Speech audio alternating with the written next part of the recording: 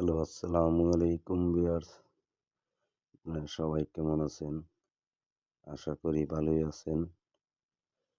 আল্লাহর অশেষ রহমতে আশা করি সবাই ভালো আছেন।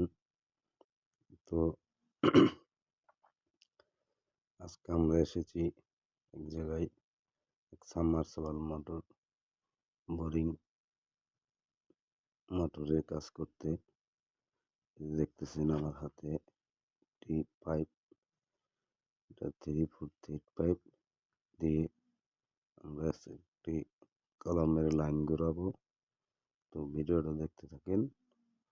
আর আপনারা যদি আমার চ্যানেলে নতুন হয়ে থাকেন, চ্যানেলটা সাবস্ক্রাইব করে দিবেন। আর বেশি বেশি ভিডিও করার মতো